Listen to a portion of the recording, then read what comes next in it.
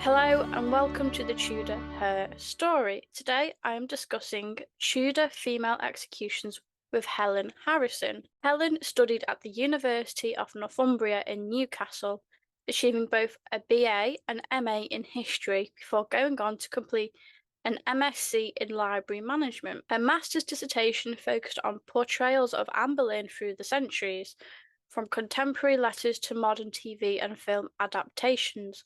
Now she writes two blogs, one Tudor history and one book related, and works in the university library of her alma mater. Her previous books are Elizabethan Rebellions, Conspiracy, Intrigue and Treason, and Tudor Executions from Nobility to the Block, both published by Pen and Sword. Let's get into today's episode. Hello, Helen. Welcome to the podcast. Hi Jess, how are you? I'm fine. How are you today? Yeah, I'm okay, thanks. So today we're discussing one female Tudor executions, and obviously your second novel was Tudor Executions. So it was all the Tudors from nobility to it's gone. Block. Nobility to the Block. Thank you. It's nobility to the Block. But we are focusing on the female Tudors. But before we get onto them, I thought we could discuss a little bit about yourself. And when did you first become interested in history? Well, my GCSE was actually all modern world history. So it started with, as I think a lot of people do with the Nazis and the Holocaust, was where my initial interest lies. But I also have a sort of personal connection to that. My grandma was Austrian. So she actually was in a labour camp during the Second World War. So I had that sort of personal connection there. But then my interest in the Tudors started with my A levels, and I did a module on Tudor rebellions, which leads into my first book on Elizabethan rebellions. But then at university, I did a lot more women's history, witchcraft, women in power, and then sort of sideways into Anne Boleyn, which is what my undergraduate and then my master's dissertations focused on as well. So yeah, it's sort of been a bit of a winding route, but yeah. History's always been with you from the start. Yeah, well, my dad's always been very interested in history, but he's more into military and naval history. And when we were younger, we'd constantly be taken around castles and priories and all these ruined places. So I did really grow up with it. Is Tudor history what's become mainly your passion now? Is it is more mainly Tudor history? Yeah, the last 15 years really has been Tudor history with a couple of sort of small segues into Wars of the Roses, which you can't really avoid when you're studying the Tudors anyway. Have you always wanted to be a writer of sorts? I did, but I didn't think it was at all realistic when I was growing up.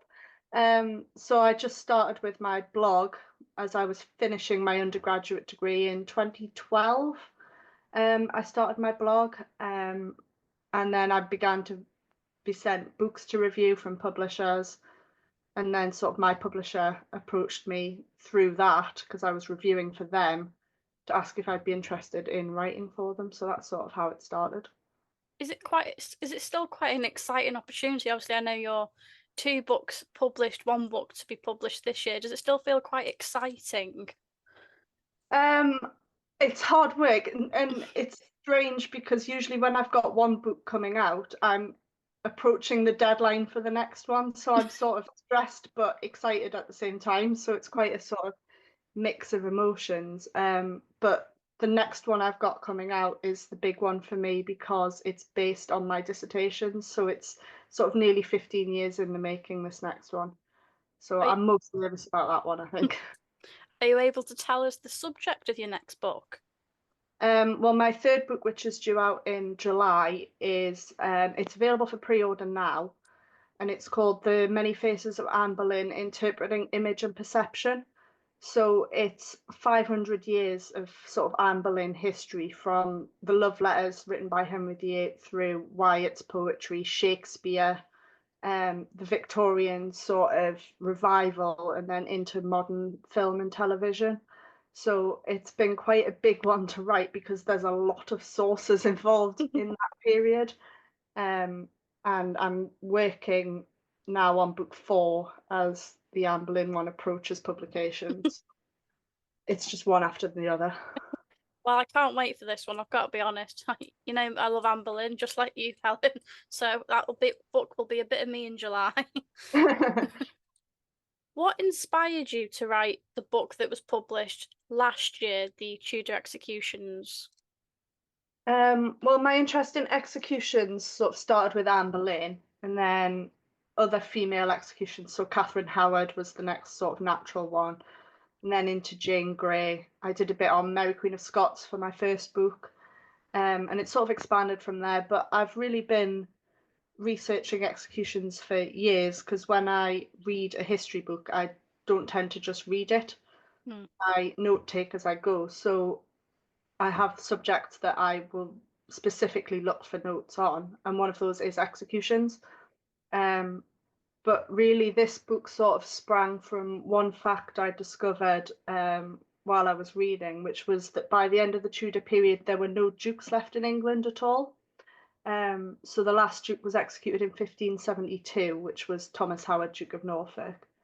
And then there wasn't another duke until 1623 when George Villiers was created Duke of Buckingham. So I just sort of thought that's a bit odd, and sort of how and why did this happen? What sort of led to it? Mhm. Um, so yeah, that's sort of where the genesis of the book came from, really. So the Tudors executed all their dukes pretty much. Is that? Yeah, I mean they created a few. We see obviously Charles Brandon was created Duke of Suffolk, Henry Grey was Duke of Suffolk.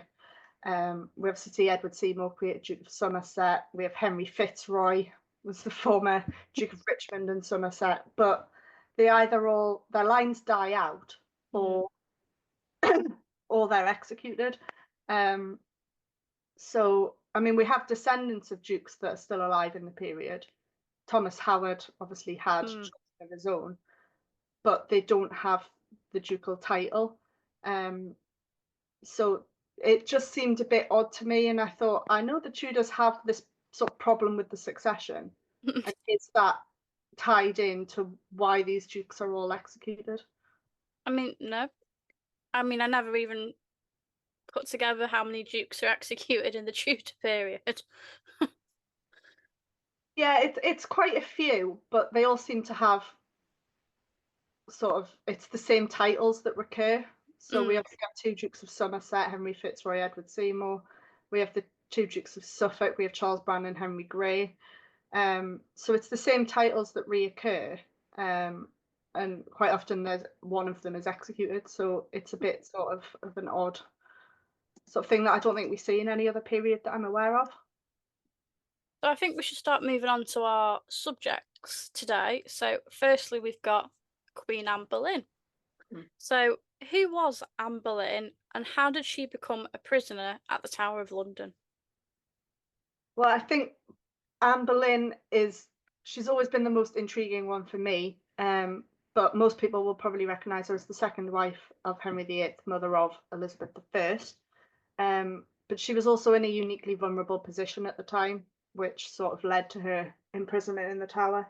Because she usurped a very popular queen, Catherine of Aragon, um, and then failed to sort of deliver on her promise to deliver a king a son.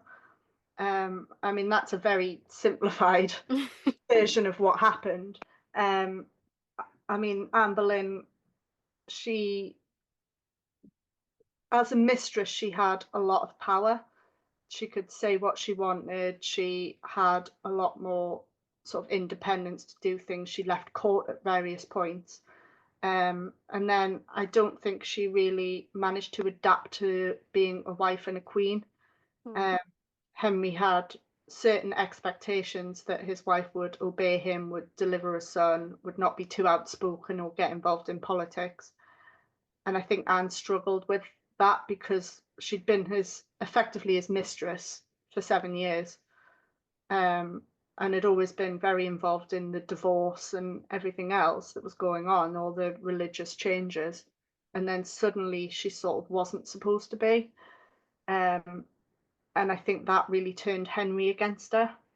Hmm. Um, And we know Thomas Cromwell had a big role in Anne's fall, um, but I don't think he could have acted without instruction from the king. It's sometimes said Cromwell orchestrated it from beginning to end, but I think the king had a massive role in that, and I don't think Cromwell could or would have acted without the king's instruction. And it just happened incredibly quickly as well.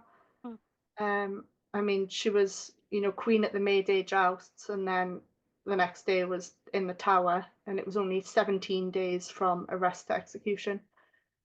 So it all just happened very quickly, and it must have seemed completely inexplicable to her how she ended up there.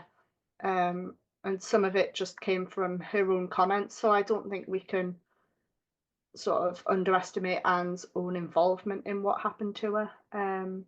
I think the Henry Norris Dead Men's Shoes conversation was possibly sort of the catalyst for it happening when it did. Mm. Uh, that happened, and literally days later, we see Anne arrested. Yeah, I mean, obviously, I know how much research you've done into Anne's life, Mm. especially for your upcoming book. And obviously, I'm interested in Anne myself, and I think a lot of it is just words, isn't it? Yeah. And even if there is any truth in them, it gets kind of expanded, doesn't it? It's made bigger Yeah, than it is. yeah, and I think it is mainly words, and Cromwell tries to pin actions on her in the indictment, citing all of these dates and places that she's supposed to have had sex with different men and her brother, and yet we can disprove either where people were or that Anne was in confinement either from a child or with a miscarriage at that point.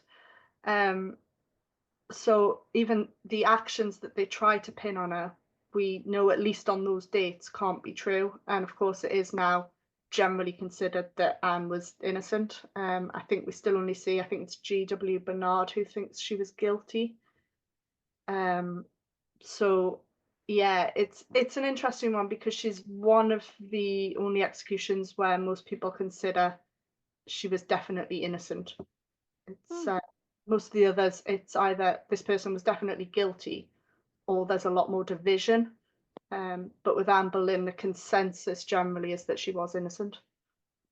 I mean, I always thought, some people are a little bit dubious about Anne being guilty, but I think from, from my interpretation of what I've read, I think when, she has a final confession and Yeah, she says that she doesn't, I think for me that's a big it if she yeah, lied, she would have gone to hell. That belief back then for yeah, me is proof that she was innocent.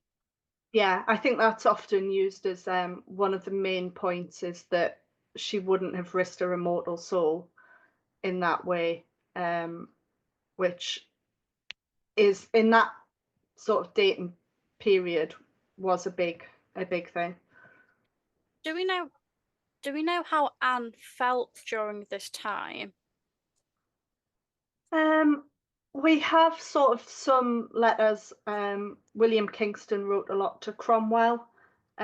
We know that Anne had complained that she wasn't well treated by her uncle Norfolk when he came to question her at Greenwich.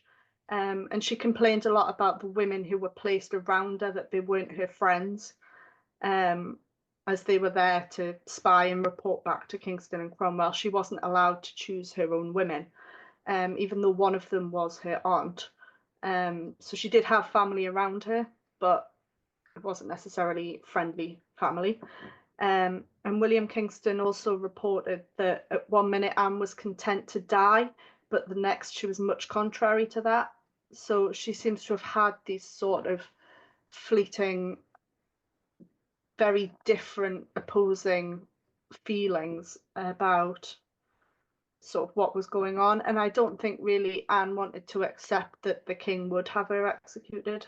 I don't think she believed it until it was about to happen. Um, there was a comment that I think she said it wouldn't rain until she was released. Hmm.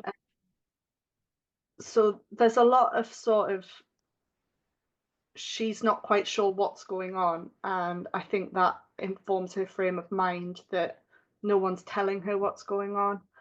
And in her fear before her trial, she sort of makes these unguarded comments about some of the men in the court. And I think that leads directly to, I think it's William Brereton and Francis Weston were implicated. Hmm. They were some of the later arrests. So it's possible that Anne's comments led directly to their arrests as well. And I think the fact that she was kept in the royal apartments as well probably paid a lot on her mind, because obviously those apartments had just been refurbished 3 years earlier for her own coronation. So I think that probably played on her mind of, why am I in the royal apartments? Is this sort of an attempt at mercy, or is this a sign that I am going to be released? So I think there was a lot of things that sort of came together that made her mind quite unstable at this time, which is completely understandable. I mean, you'd feel like you were going insane, wouldn't you? As you were saying before, May Day joust, you're queen, you're presiding over this stuff, and the next day you're being taken to the Tower of London. It's so jarring, and I can't imagine. Because I, do you think she was kept purposely in the dark to make her talk? Yes, I do. I think they didn't tell her too much in the hopes that she would reveal what had happened or what she knew, or implicate sort of people in what was going on. Because if they could use Anne's own words against her, that's a stronger case in court as well. So yeah, I think it was completely purposeful that she wasn't told, even at the beginning, who had been arrested, and it was just rumor that she was hearing at that point. What preparations were made for Anne's execution? How was it organised? Well, the executioner was sent for from France, but this happened before the trial. So even before Anne was tried and condemned, Henry VIII was already planning to execute her. Um, so the trial was effectively a foregone conclusion, no matter how Anne defended herself at that point. Although I doubt Anne knew the executioner had already been sent for. I doubt she was told that bit of information, but we know Henry had sent for him. Um, Obviously, a scaffold was prepared, but there would have been no block because she was executed with a sword. So she would have knelt upright for the swordsman. Um, and an order was given for foreigners to be removed from the tower as well. They didn't want any foreign ambassadors to witness the execution. They wanted them to be able to control the message of her final words and how she died. There's also a common perception that no coffin was actually provided, Hmm. and that she was buried in an arrow chest. But Natalie Grueniger has pointed out that the only source for this is actually a lost diary. We don't have the source for it. We don't know when it was written, who it was by. And a contemporary Italian account of someone who was in London at the time records that there was a simple coffin at the side of the scaffold. So I'm not sure how much credence we can put in the arrow chest. I think Henry was all over Anne's execution. He wanted everything to be perfect. This is the first execution of an anointed queen. He didn't want it to be seen to be done sort of hole in the ground. He wanted everything to be done properly. And I don't think a coffin would have been overlooked, because I think, regardless of Anne being executed, Henry would have wanted everything done properly. Yeah, no, I agree. I think obviously the arrow chest is always in the films, isn't it? You see the arrow chest at the execution. But I think because I read what Natalie wrote in hers, and it is there isn't enough evidence to back up that it was an arrow chest. I mean, obviously she's not going to have an elaborate Yeah, coffin, but obviously she'll have been probably Henry Bull, as you say, would not have left any detail missing because obviously he doesn't want to look like he doesn't care.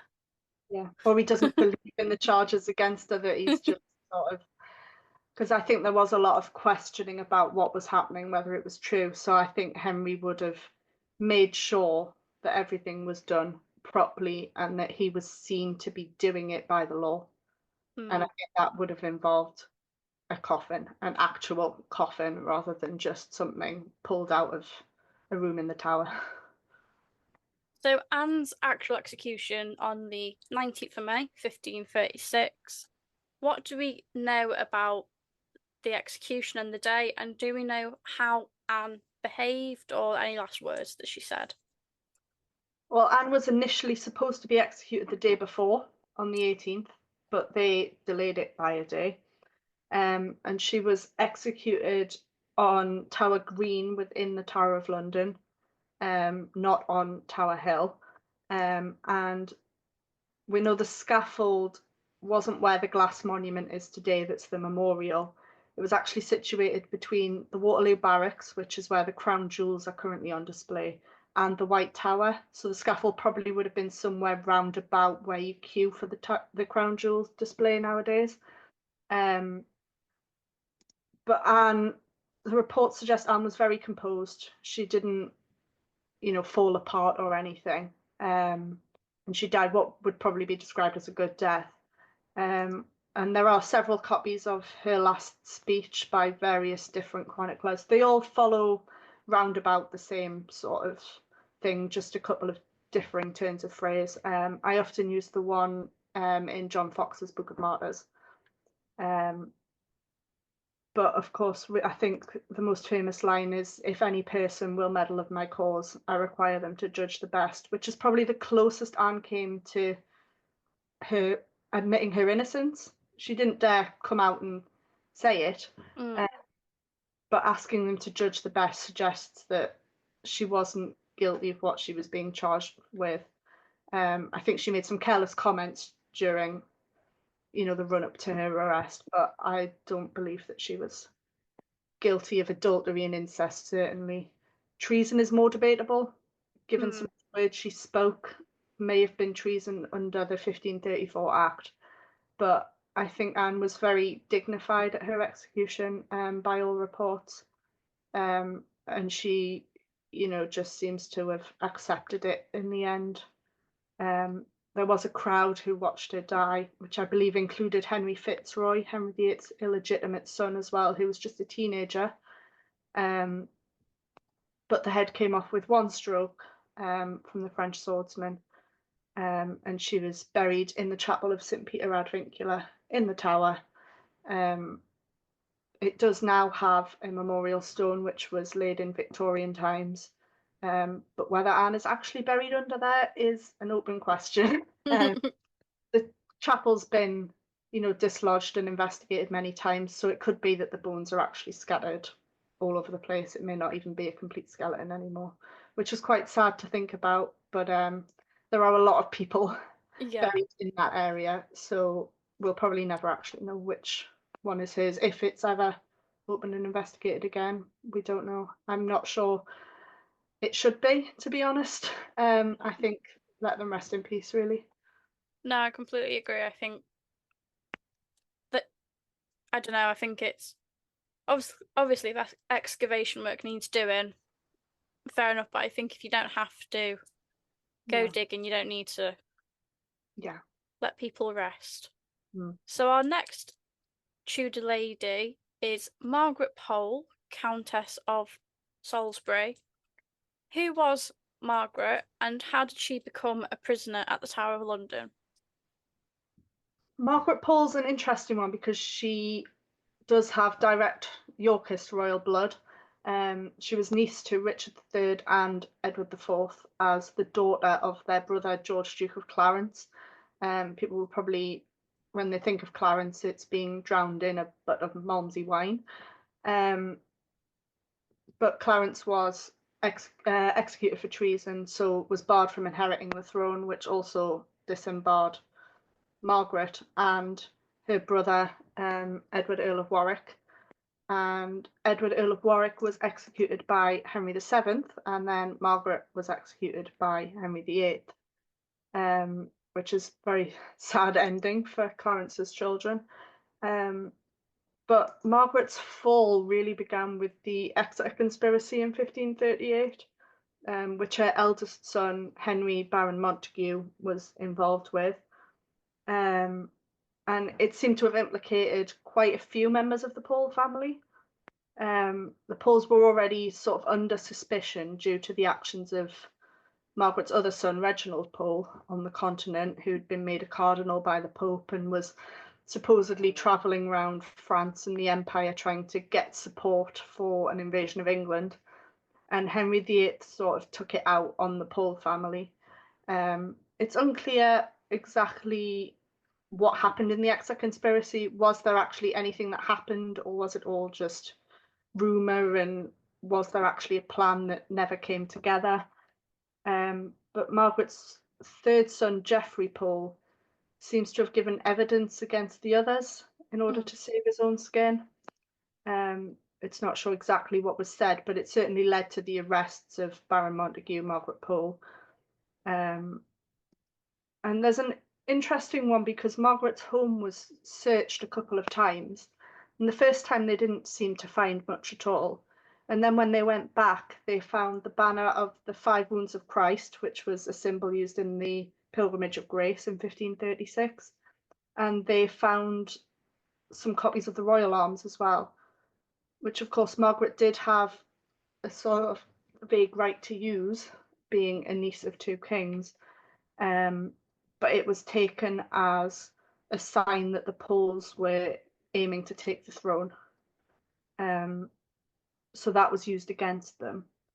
And the Poles and the Courtenays, which is the Duke of Exeter, Marquess of Exeter, sorry, they were the last of the White Rose, the last of the sort of Yorkist contingent, and were seen as this massive threat to the Tudors. So Henry wanted to effectively wipe them out. And Henry Lord Montague was executed in 1539, and Margaret was just kept in the Tower for many years. Henry VIII didn't initially execute her at all, which is quite an interesting one because we don't often see that people are sort of kept in the Tower for so many years in Henry VIII's reign. We see it a bit later on, but not so much under Henry VIII, so that's quite interesting. Do we know why Margaret was imprisoned for so long? We don't really know why. I think it possibly had something to do with her age. She was 67, she was quite old. She probably wasn't, in all honesty, much of a threat, and she was quite popular. Mm. So even when she was executed, there were worries that there was going to be this massive outcry and it might turn into a rebellion. So she was kept in the Tower because she was still seen as a threat and almost a rallying point. But yeah, she was sort of kept in the Tower for, I think it was 2 years, 1539 to 1541. And Henry VIII's fifth wife, Catherine Howard, actually intervened to send Margaret Pole some new clothes when she was in the Tower and to try and save her life.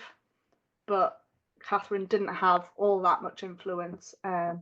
Margaret was sent clothes, but she was executed eventually. Catherine failed on that front, which is quite sad. But it does give us an insight into Catherine as well, which I think is important. Do we know when it was decided for Margaret to be executed? Obviously, we know she's been in the Tower for 2 years. What was the sudden, what, we need to get rid of her? Yeah, it seems to have been linked to the Northern Progress of 1541, when Henry VIII travelled as far north as York, which is the furthest he ever went in his reign. And I think he was worried leaving London that someone would take advantage, release her from the Tower. It's possible the idea was to bring Reginald Pole back and put him on the throne. So there was this sort of threat looming, and Henry would be away from London. So he wanted to get rid of that threat before he left for the north. And as Reginald Pole wasn't around, because he was still abroad, sort of the main threat left was Margaret. And we don't know exactly when the decision was made, but we know Margaret herself wasn't given much notice. She was only woken on the day of the execution and told that she would die. We don't know how long before that the decision was actually made, if it was only made, a day or two before, or if it had been planned for a while and they only told her that day. We don't know. What did Margaret's execution look like, and do we know her final moments? She was executed on the 27th of May 1541, woken at around 7 a.m. and just told that she was going to die that day. She was another one who was executed on Tower Green within the Tower rather than taken to Tower Hill. And apparently there was no scaffold provided at all, which I can't remember the source for that, but it's in my book, um, which suggests it was a last minute execution, that there wasn't much planning for it. And we have recorded that Margaret Pole sent a last blessing to Princess or Lady Mary, who she'd raised as a child. Um, and it's possible that the last minute execution of Margaret Pole was because they were afraid of an outcry, and if there's less time for people to plan, if it's more of a surprise, then there's less likely to be that rebellion. And the Imperial Ambassador Eustace Chapuis reported that the usual executioner wasn't available, so an inexperienced youth was chosen who hacked at her head and shoulders, taking several attempts to sever the head. So that's the main account we have for a botched beheading. We don't know whether Chapuis actually witnessed it or whether the account. I imagine he wasn't there, and it is a second-hand account. And there is a later account that records that Margaret said she wasn't a traitor and refused to put her head on the block, but we don't have any contemporary evidence for that. That is a later account. So yeah, it doesn't sound like it was a clean execution, or a kind one for a 67-year-old woman, really. It was quite difficult to write about and think about, if I'm honest. No, I can imagine it must have been not nice, because obviously, I mean, it's not nice writing about any execution, I can imagine, but it must, because of a woman of 67, obviously, that in our day, 67's not that old, but obviously then it's quite a good old age to get to. Yeah, and I think it probably affected the people because Margaret Pole had, she'd lived with Catherine of Aragon when she was first married to Prince Arthur. She'd lived through all of these massive events of the Tudor period, and Princess Mary was very popular, and Margaret Pole had sort of helped to raise her. So I think there were a lot of people that really respected her, and the fact that it was bungled as execution as well probably just made it even harder for people to bear, really. No, I can imagine. Is Margaret also possibly buried in St. Peter ad Vincula as well?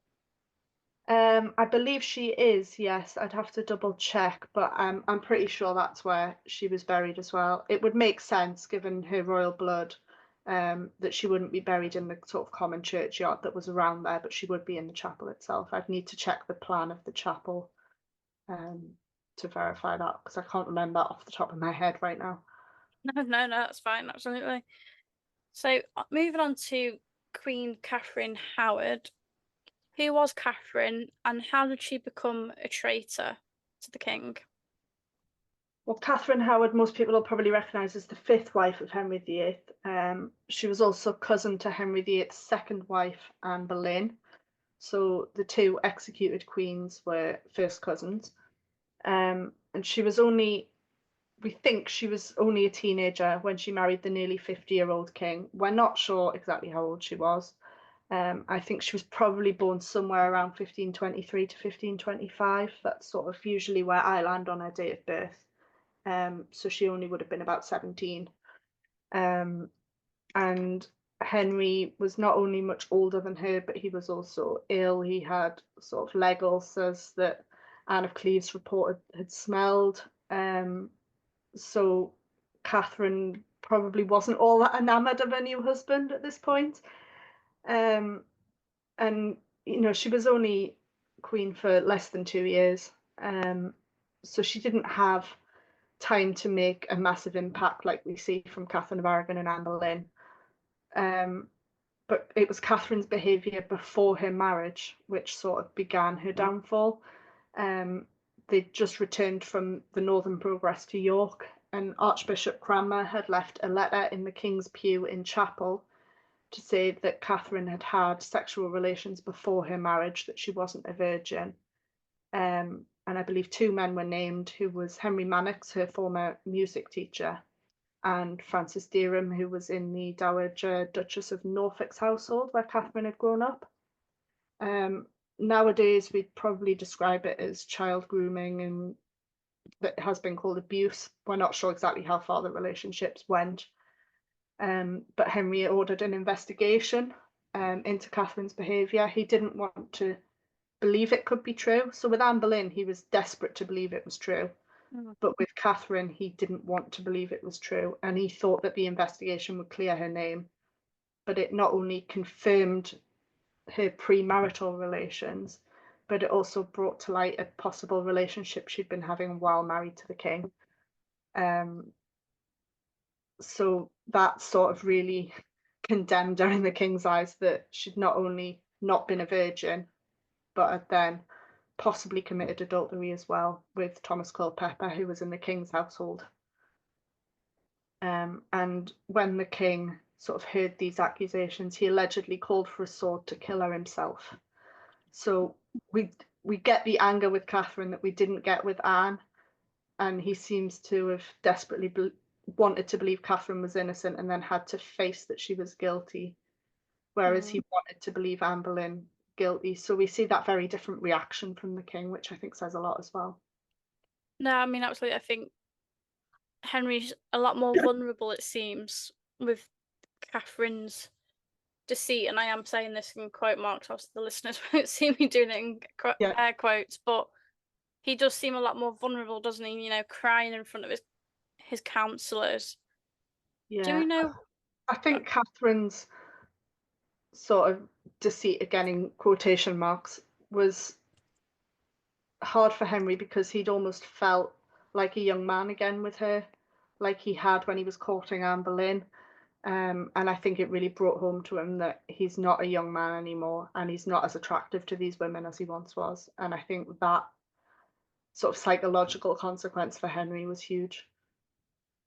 Do we know why Catherine was initially imprisoned at Sion House? As usually we know prisoners go to the Tower of London. There's not really any written evidence saying, this is why we're sending Catherine to Sion. But I think it's because Henry didn't want to believe the accusations were true. She was sent to Sion within days of these accusations being made, while investigations were still ongoing. They didn't yet have all the evidence for what had happened prior to our marriage, let alone after our marriage. So I don't think Henry wanted to send her to the Tower because he didn't believe she was guilty. But I Mm. think he realised Catherine needed to be removed from the court while the investigations were ongoing. And she was still called Queen. She still had several ladies and other servants to attend on her. Um, and as I said, investigations were still being carried out. Her ladies were being questioned. Um, and yeah, I think it was just he desperately wanted to believe the charges against Catherine weren't true. And she wasn't moved to the Tower until the charges are proven, the legalities were dealt with. She was condemned by Act of Attainder, and the execution was imminent. It's only at that moment that Henry moves her to the Tower. Is that the same reason why it takes 3 to 4 months why she's not executed? Is it because Henry doesn't want to believe it's true? I think in part, yeah, it's Henry's sort of hoping desperately that this piece of information will come to light that exonerates Catherine. But also there's so many investigations going on into so many different men. I mean, Culpeper was at court, but Mm. obviously he wasn't initially the focus of the investigation. Francis Derham was also at court in Catherine's household, but they also wanted to question Henry Manox, who wasn't at court, and Manox was actually exonerated. They don't believe that he actually had full intercourse with Catherine. Um, so it's only Derham and Culpeper who are actually executed, and they're executed in the December. Mm. So at that point, it seems he's accepted that Catherine is guilty, but we still have these 2 months before Catherine's execution. And I think, in a way, Henry just doesn't want to execute her. So I think he does delay a little bit there. What preparations, were made when it was decided that Catherine was to be executed? Well, we have Catherine's execution happening on the 13th of February 1542. She's only moved to the Tower on the 10th of February, so we only have a few days of her actually in the Tower. And again, her execution is planned on Tower Green within the Tower itself rather than on Tower Hill. And the French ambassador Marillac reported that the execution was delayed for several days to allow Catherine to compose herself. So I wonder if, having arrived at the Tower on the 10th of February, the execution was actually supposed to happen the following day. Hmm. I wonder if that's why she was moved to the Tower on that day, is that originally the execution was planned for the 11th. But Catherine's sort of fragile mental state meant that they gave her a couple of days to compose herself so that she could make that good death and she wouldn't, fall apart on the scaffold. Um, and the night before her execution, Catherine asked for the block to be brought to her room in the Tower so that she could practice how to conduct herself and how to lay herself on it, which suggests she had composed herself at that point, and she wanted to make sure she made the best end she could. But it's quite haunting to think of her actually practicing on the actual block that she was going to lose her head on the next day. It's quite horrible to think about, really. Yeah, I think it's something you can't imagine someone doing today. You can't imagine someone practicing how to lie your head down. Yeah, it's something that I think we often struggle with today, just because it's not something that's generally done today. Um, so I think it's difficult for us to put ourselves in her place, how she would have been feeling and what she would have been going through, because she would have heard about Anne Boleyn's execution, Margaret Pole's execution. So she would have known that this happened, but she probably never thought it would happen to her. And No, it's that no. psychological state of how you adjust to that. Do we know what Catherine's last moments were and if her final words are recorded? Well, we know she died just after 9 a.m. on the morning of the 13th of February, followed by her lady in waiting, Jane Boleyn. Catherine died first as the highest ranking. Um, and again, we've got a report from the French ambassador Marillac, who recorded that Catherine was weak and said little, but just confessed that she deserved 100 deaths for offending the king. Um, so she admitted that she deserved death without directly sort of confronting the charges against her. Um, we often see, as we do in Showtime's The Tudors, Catherine's last words as "I die a queen, but would rather die the wife of Culpeper." There's no evidence in contemporary sources of that whatsoever. It comes from, I believe the first reference is Martin Hume's Chronicle of Henry VIII. It's the earliest place I've been able to find that reference anyway. Um, so there's no evidence that she said that. If that had been said, someone would have reported it at the time. It's too juicy, I guess, Mhm. not to report. But it seems to have been a quick, clean death. There's no reports of any botched beheadings when it comes to Catherine. And she was again buried in the chapel of St. Peter ad Vincula in the Tower, not far from her cousin Anne Boleyn. You mentioned there that after Catherine is executed, that her lady in waiting, Jane Boleyn, is also executed. Yes. So, how is Jane linked to Catherine's downfall and her also becoming a prisoner as well? Well, Jane Boleyn was one of Catherine Howard's ladies in waiting. She waited on all of Henry's queens apart from Catherine Parr, because obviously she was dead before Catherine Parr came to the throne. So she'd waited on 5 queens.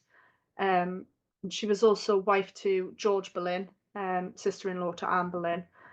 So she had a lot of experience at court, which is always surprising when you consider that she saw Anne Boleyn being executed for adultery and then got involved with Anne's cousin who was executed for adultery. It just seems like she should have known better, really, at this point. So Jane Boleyn is said to have helped Catherine Howard commit adultery with Thomas Culpeper, um, either waiting at doors while the pair were inside or allowing them to use her room, negotiating meetings and carrying letters between them. Um, and it's difficult for a queen to commit adultery. She's constantly surrounded by her household. So I don't think a queen could commit adultery without the connivance of at least one of her ladies, Hmm. which is what we see here with Catherine Howard and Jane Boleyn. But it is something that's missing in Anne Boleyn's case, which again is why some people put forward she was innocent, because she couldn't have done it without the connivance of a lady. And we don't see a lady being executed alongside her in this point, or even accused. Um, but with Catherine Howard, yeah, we have these accusations against Jane Boleyn that she was helping Catherine. But yeah, you would think, having seen Anne Boleyn wrongly executed adultery, Jane would have thought twice before actually helping a queen commit adultery. She knew exactly what the penalty was going to be. And as an older and more experienced courtier and a teenaged queen, you would think she might have advised Catherine differently. But yeah, we don't know exactly what the relationship was between Catherine and Culpeper, whether it went as far as intercourse. Although at the time Jane Boleyn said she was fairly sure it had Hmm. gone that far. And of course, we have Catherine's letter to Culpeper signed "Yours as long as life endures," which suggests there was certainly some kind of emotional adultery there, whether or not it was physical. Um, and I've never been able to make my mind up whether it was actually physical or not. I keep going backwards and forwards. But yeah, Jane Boleyn's rule is interesting. Can you tell us about the reports of Jane's mental state during her imprisonment in the Tower? Is it quite clear Jane is struggling with this? She's definitely struggling, but there's sort of two schools of thought really that Jane really did lose her mind during her imprisonment. She did go insane, effectively, or that she was faking madness to get out of being executed because the law at the time was that an insane person couldn't be executed. So there have been suggestions that maybe she was faking. Um, but we know Catherine was only in the Tower for about 3 days before her execution. Jane was in the Tower for months at a time, um, which I think being imprisoned for that long would mess with anyone's head, if I'm honest. It would certainly have messed with mine.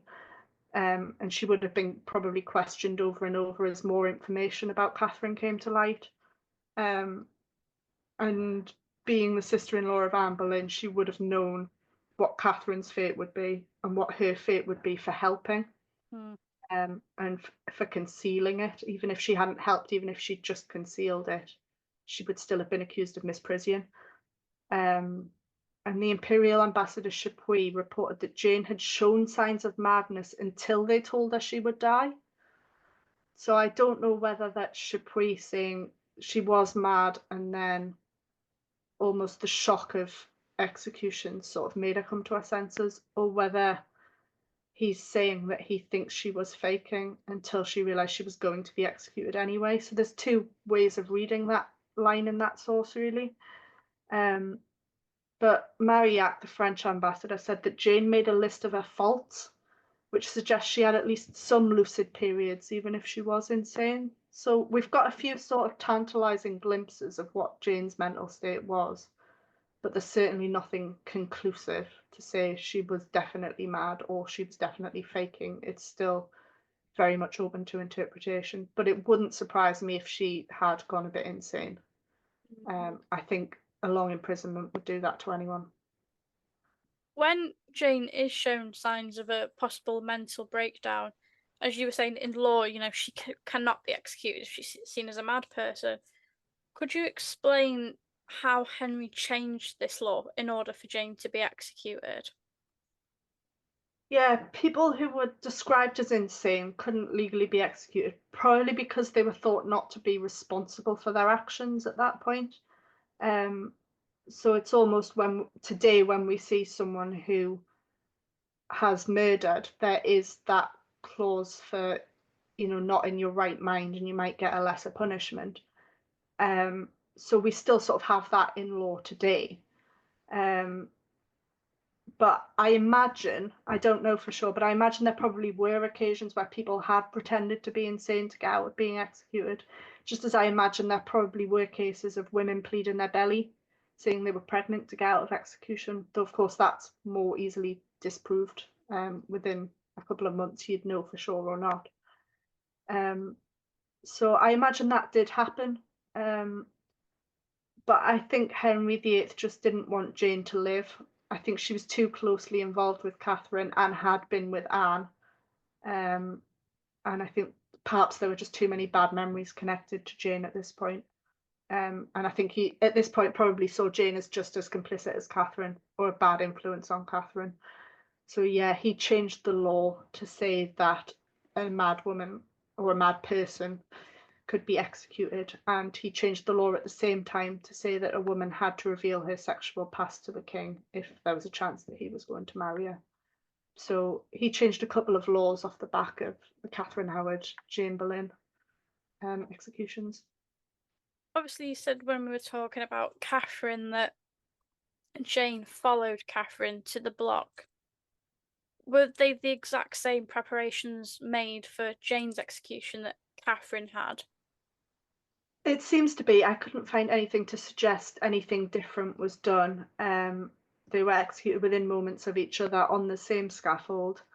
And we get the same reports from Chapuis and Marillac, who sort of put both women together and just say they both said little except to acknowledge their sins and ask for forgiveness. And Jane's also buried in the chapel of St. Peter ad Vincula. Though where exactly she was buried is a question because there's actually two different accounts. One to say she was buried next to her husband, George Boleyn, and the other account says that George and Anne Boleyn were buried next to each other, and Jane was at the opposite end of that row of bodies. So either she was buried next to her husband or about as far away from him as could be. And we're not sure which one's quite right. But they're both Victorian accounts. But yeah, it's again, we'll probably never know exactly where she was buried. Our next Tudor lady is, and our final Tudor lady for today is Lady Jane Grey, or Queen Jane, as some people like to call her. Who was Jane, and how did she become a prisoner at the Tower of London? Jane Grey was a great granddaughter of Henry VII, which I think makes her a great niece to Henry VIII. I'd have Yeah, I to think so. double check, but that's through Henry VII's daughter Mary Tudor, who married Charles Brandon, the Duke of Suffolk. And by Henry VIII's will, his first heir was his son Edward, who became Edward VI, and his children. Then his daughters, so Mary and then Elizabeth, and their children. And then if their lines all failed, then next in line to the throne was the line of Mary Tudor. So on the death of Henry VII, Mary Tudor had passed away already. Her eldest surviving child was Francis. She didn't have any surviving sons. They'd both died already. So Frances Grey was the next heir, and her eldest child was Jane Grey. There seems to have been a distinct lack of male heirs once Edward had died. Everyone who had a claim was female, unless you're looking to Scotland. Mm. But effectively, the closest heirs to the throne were all female. And Edward VI wrote his device for the succession, which left the throne to Jane Grey, although initially it had been left to Jane Grey's heirs male. So the original hope was that Jane would have a son who could inherit the throne. But Edward soon realised he was dying. There wasn't time for Jane Grey, who was recently married, to produce a son. We're not sure why he left Frances out. Jane's mother was still alive at this point, but he seems to have just skipped over her, possibly realising she's not going to have a son at this point. Jane is likely to have a son. So Jane sort of succeeded to the throne in July of 1553. She was technically queen for 13 days, although Edward's death was hidden for a few days to allow the preparations to be made for Jane to be announced as queen, and hopefully to get Princess Mary and Princess Elizabeth into their custody before Jane was announced. They didn't manage to get Mary or Elizabeth. They both managed to stay out of Northumberland's clutches. Yeah, so Edward's death was hidden for a few days, hence Jane's often referred to as the 9 days queen because of when she was proclaimed. And Jane entered the Tower as queen, but she would soon be a prisoner when Mary triumphed as the councillors abandoned the Tower, fled to Mary, and announced her queen. Obviously, it's not known how much involvement Jane had in becoming queen.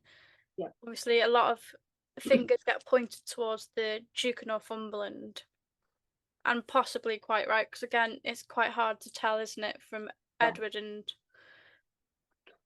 we know that Mary, now Queen Mary, is quite reluctant to act against Jane. Yeah.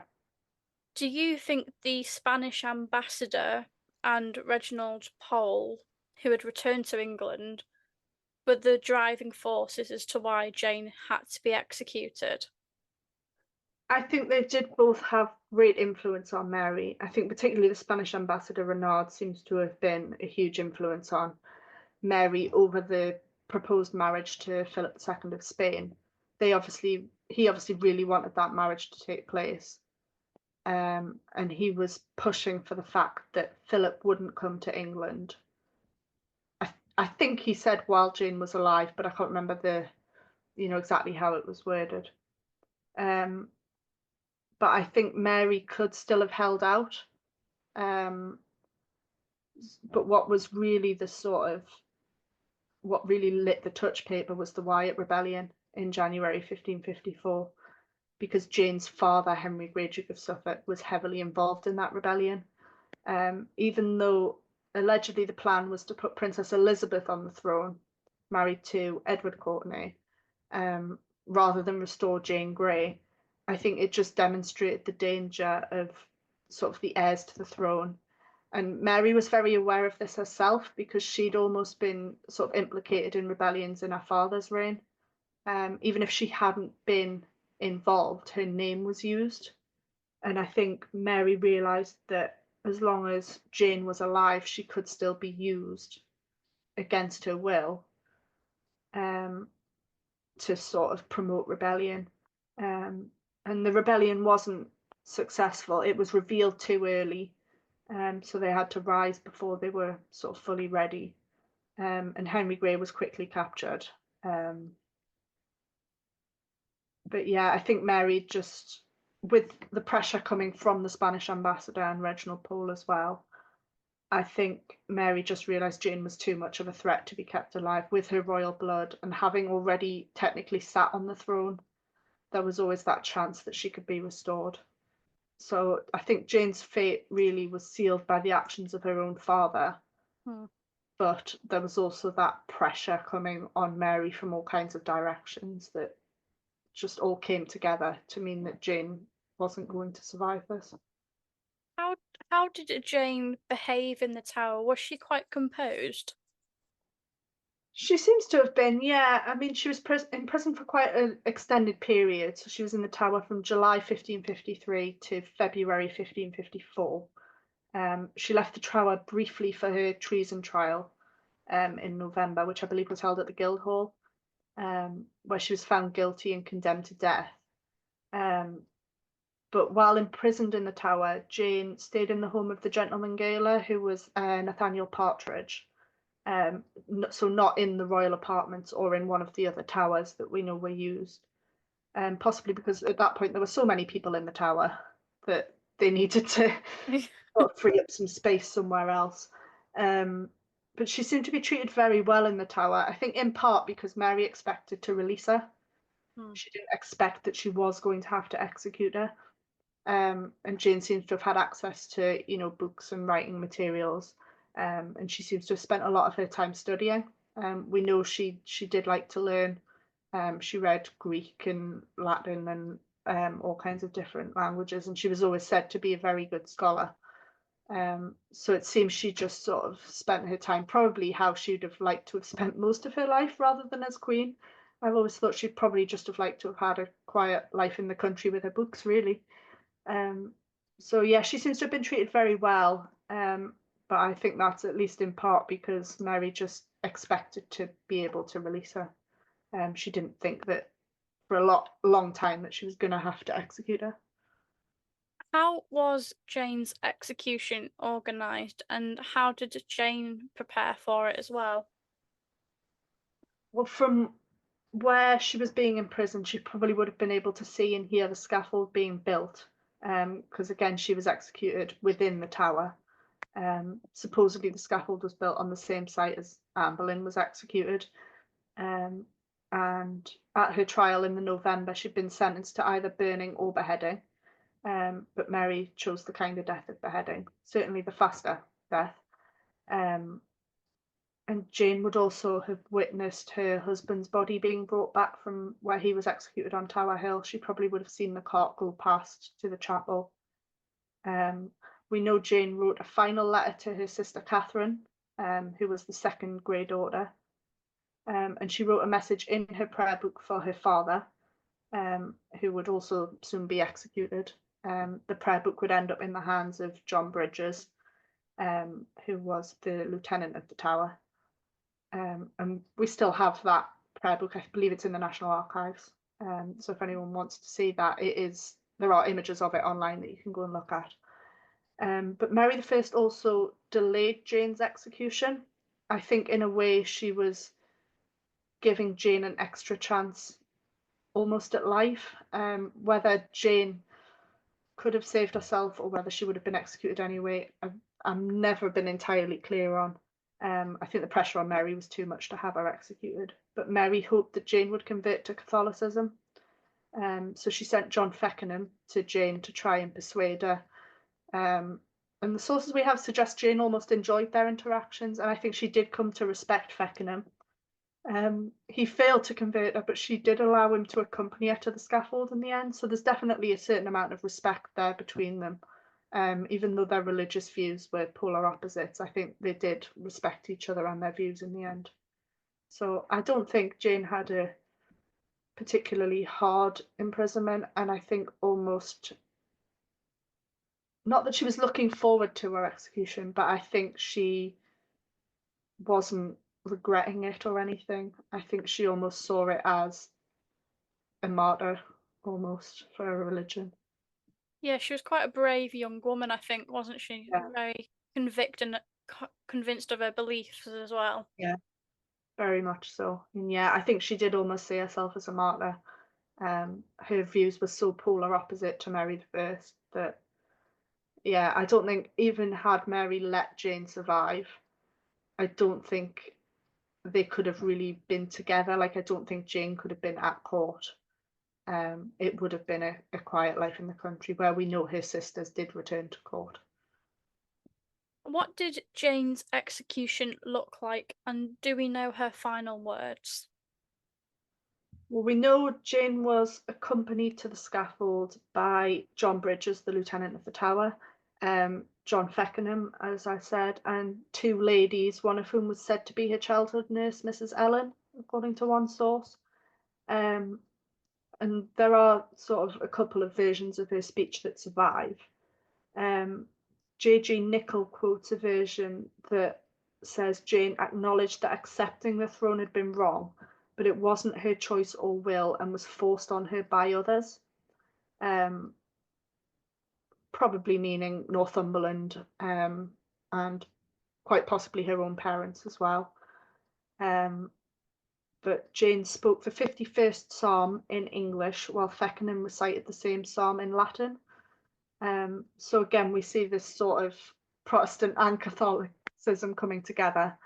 And she carried her prayer book to the scaffold and gave it to John Bridges, the lieutenant of the Tower. And there's a quite sort of sad moment where Jane blindfolds herself with a handkerchief, but then can't find the block. So someone had to guide her hands to where the block was so that she could lay her head down. But it was a single blow of the axe, and again she was buried in the chapel of St Peter ad Vincula. So yeah, we're seeing a lot of people buried in the same sort of chapel as well, of these executions. So yeah, all of these women are buried together, which in a way is quite nice, but it also is quite a sort of sad monument to how many people and how many women were actually executed. Yeah, I mean, I think they were all strong, brave women, and I think you've got into a lot of detail on all of these women's lives and how they spent their final weeks, months, and days. But before I let go, I like to ask my guests 5 fun Tudor questions. So, firstly, have you got a Tudor pet peeve? I do, and it's people assuming that what's in fiction is true. I get a lot of people quoting The Other Boleyn Girl to me as a historical source, along with Showtime's The Tudors. Um, I would just say please go back to the original sources. They're often far more interesting and they'll offer you far more accurate information. The fictional portrayals are fiction. They may be loosely based on fact, but I find often the original sources are actually far more interesting. No, I completely agree. Have you got a favourite historical building? I'm going to cheat here and say two because I can't choose between. It's Hampton Court Palace and Hever Castle, and I only visited Hever for the first time in 2023, which seems weird considering how long I've been studying Anne Boleyn. Um, but they're both just absolutely beautiful. They're very different, particularly in terms of their size. Um, but yeah, I can't wait to go back to Hever to see the newly refurbished Boleyn apartments. Um, so I'm looking forward to that. Hopefully this year I might make it back down. And hopefully another visit to Hampton Court as well. I know. I need to see the Boleyn apartments as well. I've not been yet, and they look incredible. Yeah, I think I need to see the Wolsey exhibition as well. Well, it's not an I do. exhibition, but it's the At Tudor Hampton world. Court, yeah, I haven't seen that yet either. That's why I want to go back to Hampton Court as well. Have you got a favourite history book? It can be fiction or non-fiction, or you can have both. I've actually got two non-fiction. Okay. One is a Tudor one, and it's probably one that a lot of people would recommend, which is The Life and Death of Anne Boleyn by Eric Ives. It is definitely the Tudor Bible. Well, the Anne Boleyn Bible, definitely. Um, it's so detailed. I mean, some of it has now been disproven. I think he still cites the arrow chest evidence. Um, but he makes some brilliant observations on Anne Boleyn's portraiture.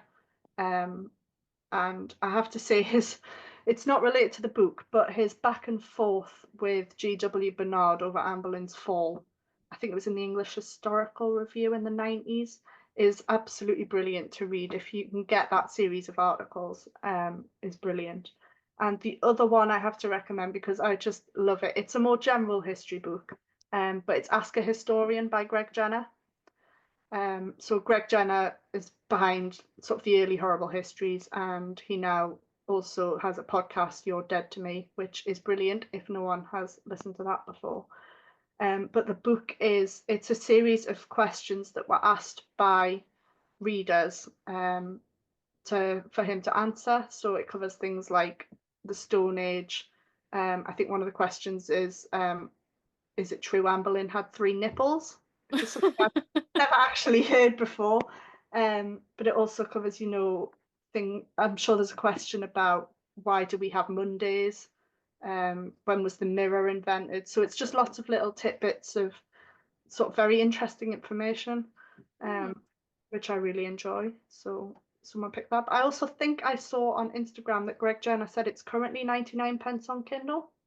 Oh, don't tempt me, Helene. Come on. I'm pretty sure he said that on Instagram yesterday, so if anyone Oh. wants to grab a copy of that. If you could go back to any event or a day in the Tudor period, what would it be?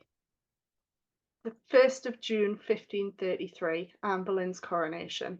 I've heard quite a few people say they'd go back to the 19th of May to witness her execution, but I'd have rather witness the moment of her greatest triumph. And partly just to see how the people reacted to it, because we have, this account from Chapuis that it was cold and meagre. But yeah, I want to see what people really thought and how Anne looked. Because of course she was also pregnant with Elizabeth at the time. I just think that would be absolutely fascinating to witness. It's her crowning glory, isn't it? It's Yeah. everything's brought together. Yeah.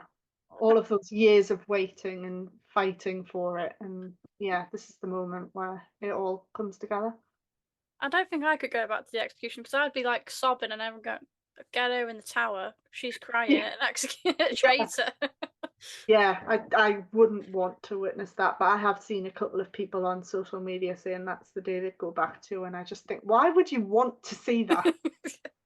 What's wrong with you people? Finally, have you got a favourite historical fact? Well, I think my favourite one I discovered from this book was that there were no dukes in England for this 50-year period between 1572 and 1623. But the fact I seem to tell people the most is that Anne Boleyn was never indicted for witchcraft. Um, that one drives me a bit mad. Despite her appearing in Hogwarts in Harry Potter and the Philosopher's Stone, you can see her portrait on the grand staircase.